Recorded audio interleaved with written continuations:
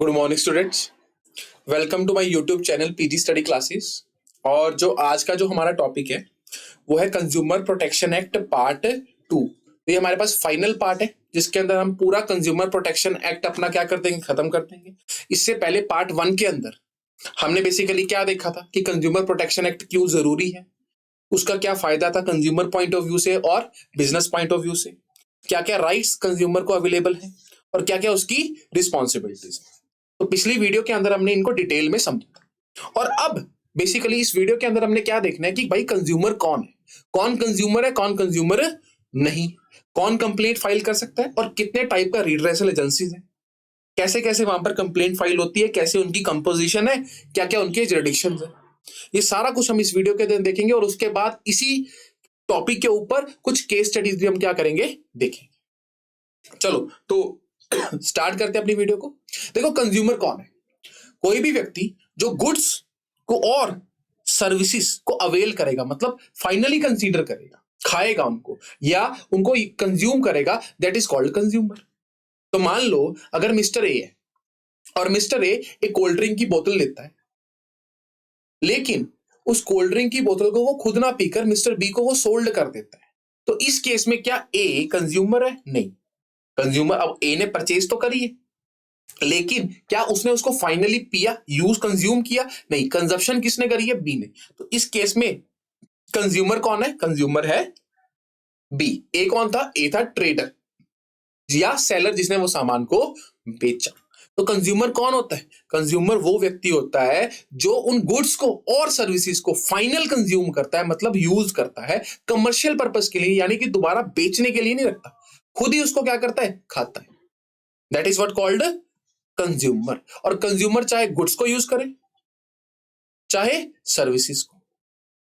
Goods मतलब अगर किसी प्रकार की वो कोल्ड ड्रिंक पीता है, बिस्कुट खाता है, नमकीन, अपना कोई कपड़े डालता है, कोई इलेक्ट्रॉनिक प्रोडक्ट लिखता है, तो वो तो गुड्स हो गए। और सर्विसेज मतलब किसी ट्रांसपोर्ट सर्विसेज, कोई बैंकिंग सर्विसेज को अगर हम यूज करते हैं ना, तो अगर हम बैंक का एटीएम कार्ड चला रहे हैं तो वी आर कंज्यूमर्स और हम उन बैंक की सर्विस को यूज कर रहे हैं।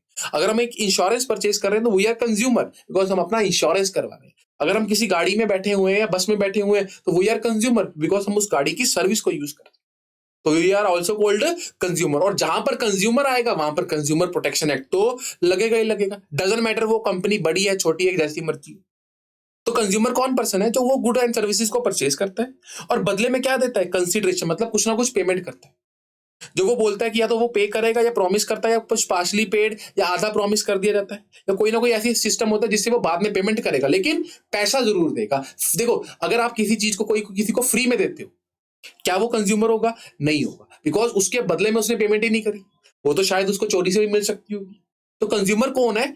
वो जो प्रोडक्ट को खरीदेगा और बदले में उसके बदले में कुछ ना कुछ कंसिडरेशन, चाहे वो कैश दे या कोई उसके बदले में कोई काम करके दे दे, लेकिन कंज्यूमर वही माना जाएगा जो एक प्रोडक्ट को या एक गुड को खाएगा और बदले में कोई ना कोई पेमेंट करेगा। तो that is what called consumer. ठीक है ना? चलो, the term include any other user of search good when search use is made with the approval of buyer. देखो अब कंज्यूमर कौन होगा? मान लो मिस्टर ए है। अब मिस्टर ए ने वही अपना क्या बोलते हैं, एक टी शर्ट परचेज करी दुकान से और उसने बी को बोल दिया कि भाई तुम इस टी शर्ट को क्या कर लो, मेरी तरफ से पहन लो। तो इस केस में कंज्यूमर कौन होगा? बी होगा, ए नहीं होगा, क्योंकि फाइनली पहन कौन रहा है? बी पहन रहा है। लेकिन अब बी कंज्यूमर क्यों बन गया? क्योंकि ए ने क्या दे दिया? ए ने उसको अपना अधिकार दे दिया, ए ने अप्रूवल दिया, बायर ने अप्रूवल दिया कि मेरे बदले से आप पालो। तो अब सारे केसेस कौन कर सकता है? बी कर सकता है। किसके अगेंस्ट? अगर टी शर्ट क्या हो, खराब हो, बिकॉज फाइनल कंज्यूमर कौन है? बी। अच्छा, कंज्यूमर कोई भी ऐसा व्यक्ति नहीं होगा, does not include a person who obtain such good for resale और फॉर एनी कमर्शियल पर्पस, मतलब दोबारा बेचने के लिए अगर खरीदा जाता है। अगर ए टी शर्ट खरीदा दोबारा बेचने के लिए, तो क्या ए कंज्यूमर था? नहीं। क्यों? क्योंकि उसने कमर्शियल पर्पस, उससे पैसा कमाना है, उस सर्विस को, उस प्रोडक्ट को यूज नहीं करना। He is not a consumer. तो उसके पास वो राइट्स भी अवेलेबल नहीं है जो किसके पास है? कंज्यूमर के पास है। तो और कंज्यूमर के अंदर, कंजप्शन के अंदर क्या है? कोई भी सर्विस को भी यूज कर रहे हैं तो वो भी क्या होगा? कंज्यूमर होगा। और commercial purpose does not include use by a person of goods bought and use for purpose of earning his livelihood, self employment. देखो इस चीज को ध्यान में रखना है। मान लो मिस्टर ए क्या था? एक ट्रक ड्राइवर था। तो उसने एक ट्रक परचेज किया अब नॉर्मली बोला जाता है कि ये ट्रक को तो वो किसके लिए यूज कर रहा है, कमर्शियल पर्पस के लिए यूज कर रहे हैं, लेकिन क्या उसने उस ट्रक को बेचा या उसको कंज्यूम कर रहे हैं? अल्टीमेटली वो उसको कंज्यूम कर रहा है ना, उससे चाहे वो अपनी लाइवलीहुड कमा रहा है, उससे कोई मतलब नहीं है, लेकिन फाइनली उस चीज को यूज कौन कर रहा है? फाइनली तो ए कर रहा है ना। चाहे ए उसको कमर्शियल, देखो कमर्शियल यूज भी क्या है, दोबारा बेच नहीं रहा, उसी से उसको यूज करके पैसा कमा रहे हैं, तो इस केस में ए क्या होगा, कंज्यूमर होगा। तो कंज्यूमर बेसिकली वो व्यक्ति है जो उस प्रोडक्ट को यूज करेगा, बदले में उसकी पेमेंट करेगा। That is what called consumer. चलो अच्छा, कौन कंज्यूमर नहीं है? जिसने फ्री में लिया हुआ है, या हु जो फ्री में कोई सर्विस ले रहा है, या हु रीसेल के लिए ले रखा है, ठीक है ना, कोई कमर्शियल पर्पस के लिए रखा है, and who avail service under contract of service, कोई मतलब ऐसा सर्विस का कॉन्ट्रैक्ट बना रखा है, फ्री ऑफ कॉस्ट में ले रहा है, तो ये सारे कंज्यूमर नहीं माने जाएंगे। तो कोई भी फ्री वाला बिना पैसे से या कोई कमर्शियल पर्पस वाला कोई भी व्यक्ति कंज्यूमर नहीं माना जाएगा। Who can file and complaint and against हुम, कौन कंप्लेंट फाइल कर सकते हैं? देखो कंप्लेंट जो फाइल होगी वो 3 मंथ ऑफ परचेज, मतलब जब आपने कोई सामान खरीद लिया उसके 3 महीने के अंदर अंदर आपको कंप्लेंट क्या करनी पड़ेगी, फाइल करनी पड़ेगी। और अगर कोई ऐसी सर्विस है जिसके अंदर मतलब कोई लेबोरेटरी के टेस्ट वगैरह लगते हैं, तो उसके लिए वो टाइम पीरियड 5 महीने भी हो सकता है, बट जनरली टाइम पीरियड कितना रहेगा, 3 मंथ्स रहेगा ही रहेगा। और कौन कंप्लेंट फाइल कर सकता है? कंज्यूमर फाइल करेगा ही करेगा। तो हमने देख लिया कंज्यूमर कौन होते हैं।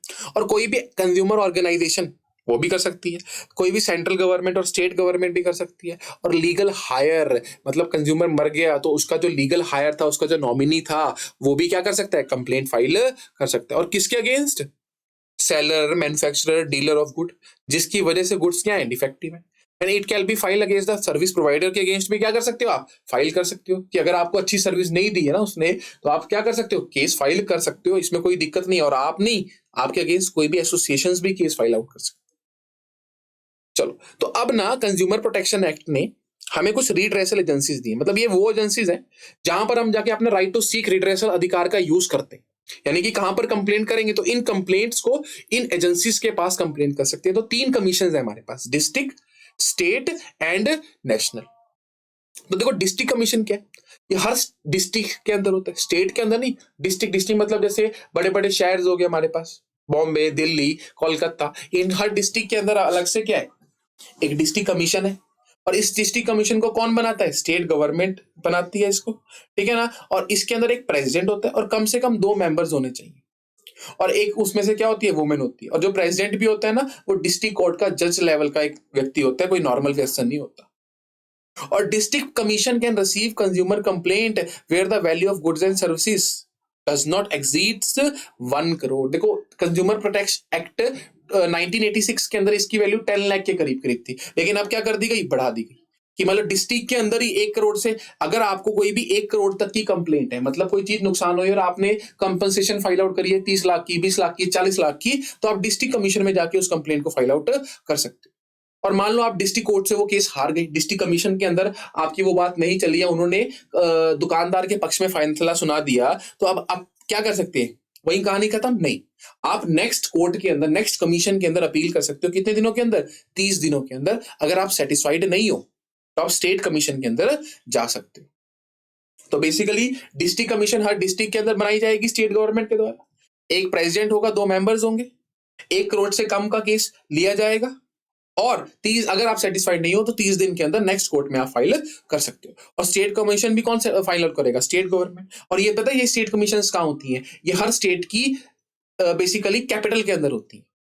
जैसे अगर हम देखें कि अपना उत्तर प्रदेश की कौन सी कैपिटल है, लखनऊ के अंदर होगी, उत्तराखंड की देहरादून के अंदर होगी, हरियाणा की चंडीगढ़ के अंदर होगी, पंजाब की भी चंडीगढ़ के अंदर होगी। तो ये सारे सेंटर्स क्या होगी, ये एक स्टेट कमीशन होती है। और ये कौन बनाता है, स्टेट गवर्नमेंट बनाता है।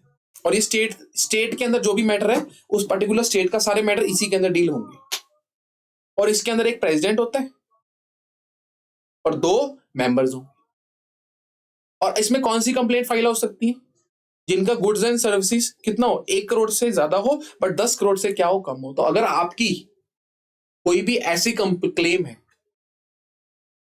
ठीक है, या जो गुड्स एंड सर्विसेज की वैल्यू हो, या आप जो कंपनसेशन क्लेम करना चाहते हो, देखो या तो गुड है, मतलब मान लो 5 करोड़ की कार है कोई, या आप कार तो थी मान लो 1 लाख की, बट आपने कंपनसेशन कितनी मांगी है, 5 करोड़ मांगी है, तो आप सीधा कहां जाओगे, स्टेट कमीशन के पास जाओगे। और कितने दिन में आप अपील कर सकते हो, 30 दिन में अपील कर सकते हो। कहां, नेशनल कमीशन के अंदर, अगर आप इस केस के अंदर सेटिस्फाइड नहीं होते।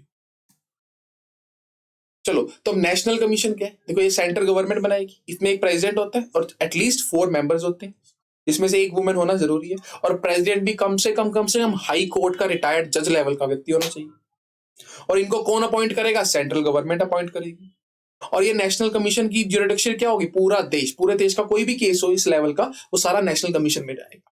तो जो सारी कंप्लेंट्स होंगी ना, या कोई देखो कोई प्रोडक्ट होगा, गुड्स एंड सर्विसेज होगी 10 करोड़ से ज्यादा की, या कोई कंपनसेशन होगी। कंपनसेशन मतलब देखो या तो सामान होना चाहिए 10 करोड़ से ज्यादा, मान लो कोई कार थी 20 करोड़ की, या आपने क्लेम 20 करोड़ या 25 करोड़ मांगे हैं दुकानदार से कि हमें इतना नुकसान हुआ, तो ये सारे केसेस किस में जाएंगे, 10 करोड़ से ऊपर सारे केसेस नेशनल कमीशन के अंदर जाएंगे। और अगर आप इससे भी सेटिस्फाइड नहीं हो तब भी खत्म नहीं होगा, तब भी आप कहां जा सकते हो, सुप्रीम कोर्ट के अंदर भी आप क्या कर सकते हो, अप्लाई कर सकते हो अगले 30 दिनों के अंदर। और अगर आप सुप्रीम कोर्ट के अंदर भी केस हार गए तो फिर आप कहीं नहीं अप्लाई कर सकते, फिर खत्म। चलो, तो देखो अब क्या रिलीफ अवेलेबल है, इन कोर्ट से आपको क्या रिलीफ मिल सकता है। आपका डिफेक्ट रिमूव करने के लिए बोला जा सकता है, आपका प्रोडक्ट रिप्लेस करने के लिए बोला जा सकता है, आपको पूरा का पूरा रिफंड करवाया जा सकता है, या अगर आपको कोई नुकसान हुआ है तो एक रीजनेबल अमाउंट कंपनसेशन के लिए बोली जा सकती है। डैमेजेस हो तो आपको प्रॉपर डैमेजेस पे करने के लिए मिल सकते हैं। कंपनी को वो चीज ही बंद करने के लिए बोल दी जाती है, जैसे क्या हुआ था, अब मैगी के अंदर यही केस हुआ था, तो मैगी को ही बंद कर दिया गया था कुछ समय के लिए। Not to offer hazard good for sale, ठीक है ना, वो मार्केट से निकालने के लिए बोले जा सकते हैं। और मैन्युफैक्चरिंग को क्या कर सकते हैं, सीज करने के लिए ऑर्डर दिया जा सकता है। तो ये सारे रिलीफ क्या है आपके पास अवेलेबल हैं, जो आपको कंज्यूमर कोर्ट से मिल सकते हैं। अच्छा, ways and means of consumer protection, किस तरीके से कंज्यूमर को प्रोटेक्ट किया जाता है, क्या क्या तरीके हैं, वेज हैं, और कैसे प्रोटेक्ट किया जाता है। देखो सबसे पहला क्या है, सेल्फ रेगुलेशन बाय बिजनेस, कि बिजनेस खुद अपने अंदर रूल्स एंड रेगुलेशन ऐसा बनाएगा ताकि वो कंज्यूमर के राइट्स को क्या कर सके, प्रोटेक्ट कर सके। क्योंकि उनको क्या करना है, देखो हर बिजनेस को क्या करना है, अपना कस्टमर बेस बढ़ाना है, सेल्स बढ़ानी है। तो इसलिए क्या करेगा, वो कस्टमर केयर सेल्स बनाएगा, ग्रीवियांस सेल्स बनाएगा, कि अगर किसी को प्रॉब्लम है, देखो प्रॉब्लम सबको आएगी, प्रोडक्ट कंपनी ने प्रोडक्ट बनाया उसके अगेंस्ट प्रॉब्लम है, लेकिन पब्लिक बाहर ना जाए, वो खुद उनके रिड्रेसल में आए, वो कोशिश करेंगे कि सारा का सारा काम क्या हो सके जिससे कंज्यूमर की राइट्स क्या हो, प्रोटेक्ट हो। अच्छा, बिजनेस एसोसिएशंस बनाई जाएंगी, और ये एसोसिएशंस कौन सी होती हैं, trade commerce business like FICCI, तो इसकी फुल फॉर्म क्या होती है, federation of India, chamber of commerce of India, NCII, confederation of Indian institute Indian industries. तो उन्होंने कुछ कोड ऑफ कंडक्ट बना रखी है कि अगर आपको कोई भी चीज बनानी है, आपको किसको, बिजनेसेस जो इसके साथ क्या है, लिंकअप है, तो कौन सी गाइडलाइंस का ध्यान रखना है, किस किस कंज्यूमर के राइट का बहुत ज्यादा ध्यान रखना है। तो ये सारी गाइडलाइंस उन्होंने बनाई। देखो ये सारे वो तरीके हैं जिससे कंज्यूमर के राइट्स को प्रोटेक्ट किया जा सकता है। या तो बिजनेस खुद अपने अंदर सेल्फ रेगुलेशन लाएगा, या बिजनेस एसोसिएशन है कि अगर सारी जो उसके साथ बिजनेस जुड़े हुए हैं ना, उन सभी को ये कोड ऑफ कंडक्ट फॉलो करने पड़ेंगे अगर उनके साथ बने रहना है। कंज्यूमर की अवेयरनेस के लिए उनको टाइम टू टाइम क्या दिया जाएगा, अलर्ट दिया जाएगा। जैसे आपने देखा होगा कि बहुत सारे एडवर्टाइजमेंट आती है, जागो ग्राहक जागो, या कौन बढ़ेगा करोड़पति के अंदर भी क्या होता है, प्रॉपर एक लाइन दी जाती है, आरबीआई क्या कहता है, देखो या आपने कहा क्रिकेटर्स टाइम टू टाइम क्या बोलते रहते हैं, वो सारा कुछ क्या है, अवेयरनेस प्रोग्राम। कंज्यूमर की ऑर्गेनाइजेशंस बनाई जाए, क्योंकि देखो ऑर्गेनाइजेशन सबसे ज्यादा फायदेमंद किसका है, ऑर्गेनाइजेशन। मान लो आपको कोई चीज नुकसानदायक होगी और आपको पता नहीं कि कैसे कंप्लेंट फाइल आउट करनी है, तो आप डायरेक्टली डिस्ट्रिक्ट कोर्ट में तो जाओगे नहीं, क्योंकि आपको तो पता नहीं कंप्लेंट कैसे फाइल आउट करनी है। तो आप देखोगे क्या आपके पास कोई ऐसी कंज्यूमर ऑर्गेनाइजेशन है जो कंज्यूमर के केस को बनाती है। तो आपको वकील के पास जाने से अच्छा है आप सीधा उन कंज्यूमर ऑर्गेनाइजेशन के पास जाओगे, क्योंकि आप सिंगल कंज्यूमर होगे, तो वो आपका केस आपको समझाएंगे और आपके पास क्या राइट्स हैं उनके बारे में बताएंगे। और अगर उनको लगता है कि आपके केस में दम है तो वो खुद भी आपका केस लड़ेंगी, आपसे कोई पैसा भी नहीं होगा, बिकॉज आप सिंगल कंज्यूमर हो और आप खुद अपना अधिकार नहीं ले सकते, तो ये कंज्यूमर ऑर्गेनाइजेशन आपकी मदद करें। इससे भी कंज्यूमर के राइट्स को क्या किया जाएगा, प्रोटेक्ट किया जाएगा। और government participation, The government can protect the interest of consumer by various rules and regulations. सरकार ने टाइम टू टाइम लॉज बना रखी है। तो ये सारे वो तरीके हैं जिनसे कंज्यूमर के राइट्स को क्या किया जा सकता है, प्रोटेक्ट किया जा सकता है। Role of consumer organisation and NGO, देखो इन एनजीओ का और ये ऑर्गेनाइजेशन इनका क्या रोल है, देखो सबसे ज्यादा रोल ही इन्हीं का है, क्योंकि इन्हीं की वजह से ही एक सिंगल कंज्यूमर को प्रॉपर इंसाफ मिल सकता है। अगर आप सोच के देखो कि आप एज ए सिंगल कंज्यूमर, हमें नहीं पता कि किस कोर्ट में जाकर केस करना है, डिस्ट्रिक्ट कमीशन ही क्या लोगों को नहीं पता होता कहां पर है कहां पर नहीं, और कैसे केस फाइल आउट करना है। तो हम लोग क्या करते हैं, इन एनजीओ के पास, इन कंज्यूमर ऑर्गेनाइजेशन के पास जाएं, अपना केस रखें, अपनी बात कहें, तो ये हमारे लिए सारा वो काम करके देती है। तो क्या रोल है इनका, ये अवेयरनेस पैदा करती है। टाइम टू टाइम आपने देखा होगा ये वर्कशॉप चलाते हैं, सेमिनार्स लगाते हैं कंज्यूमर को उनके राइट्स के बारे में बताने, मैराथन करवाते हैं, ऐसी दौड़ करवाते हैं, ताकि लोगों को पता चले उनके क्या अधिकार है। कंज्यूमर की प्रॉब्लम्स के बारे में उनकी लीगल रिपोर्टिंग, रिलीफ प्रोवाइड करते हैं। लगातार क्या करते हैं, पब्लिश करते रहते हैं आर्टिकल्स, टेस्ट करते रहते हैं प्रोडक्ट्स को। जैसे नए नए प्रोडक्ट आते हैं मार्केट के अंदर, तो ये खुद सेल्फ ही टेस्ट करते रहते हैं, क्या ये सही भी है या गलत है।